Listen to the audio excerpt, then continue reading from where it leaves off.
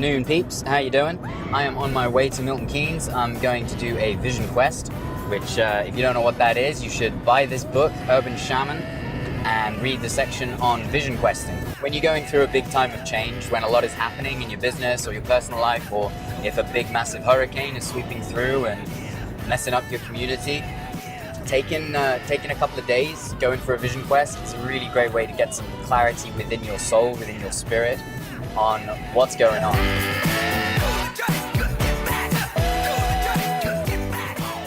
Now, while I'm on the topic of the hurricane, my heart goes out to everyone who's been affected by it. I have some friends in Georgia, I have some friends in Florida. It sounds like they're going through a pretty tough time. One big unfortunate thing is that people immediately, when there's some big weather event like this, they immediately start turning on whoever's closest and blaming them. If they're an atheist, if there's somebody that doesn't believe in much beyond themselves, they're likely to blame the government, they're likely to blame the emergency response units, the Weather Channel for not predicting the thing. I've seen Katy Perry, I think it was, blaming Donald Trump and saying that God's mad at Donald Trump, so that's why he sent the hurricane. And I get why people do this. It's an opportunity to spread a little bit of your hate message, whatever that hate message is, whoever you're going after. But B, it gives you some context for why such a terrible thing is happening. And it gives you hope that if people who are on your side are in danger of being affected by this circumstance, you can have faith that they're not going to be affected because it's the gays' fault or it's Donald Trump supporters' fault. So those people are the ones who are going to suffer during this thing, and everyone that's on your team is going to be all right. Now, I think this is a really discompassionate way to talk about big, horrific world events like this. I understand the compulsion to try and blame someone, but let's try and look at a different perspective. Let's try and view it through a shamanic positive perspective, where we explain what's happening, we explain the hurricane, but it doesn't have to be at the expense of some group that we villainize in the process. Well, let's take the hurricane out of the context of weather, and let's think about the ways that we use the word storm in language. Whenever we talk about I'm going through a storm, it means I'm going through turbulence. I'm going through this big fucking change in my life. Things are changing too fast for me to keep up with, and I'm afraid I'm going to lose my home. I'm afraid I'm going to lose my family. It's essentially a period in our lives where fear gets charged right up, and we have to confront what we're afraid of, what we really care about, and what matters to us. So from my perspective, and be careful how you hear this, from my perspective, the reason why the hurricane is happening is two or threefold. One is that it brings to my awareness, to Nirvana's awareness, the effect of the time of year on how we feel and what we're going through. It also helps to put it in perspective that as bad as we think what's going on for us is, it's nowhere near as bad what some people are going through who live in those areas. So our heart can go out to them, and we can let go of some of the things that we thought were important and just give some love and understanding to those who are going through harder times. Another unexpected way is that the name of the hurricane quite often is relevant to us. So the hurricane a few weeks ago was called Harvey.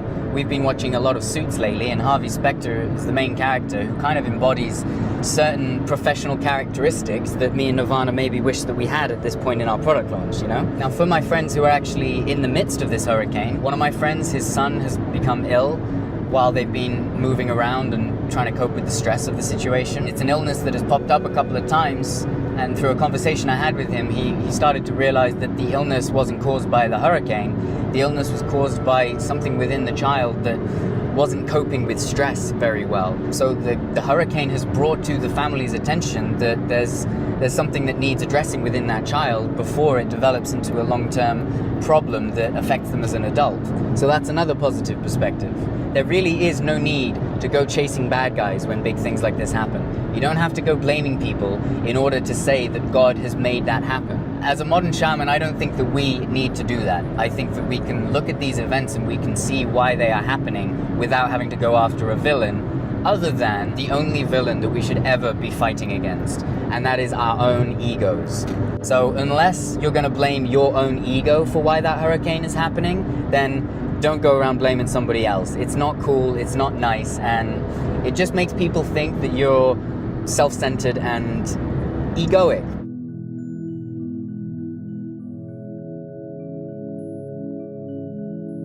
I'm not saying I'm responsible for their suffering.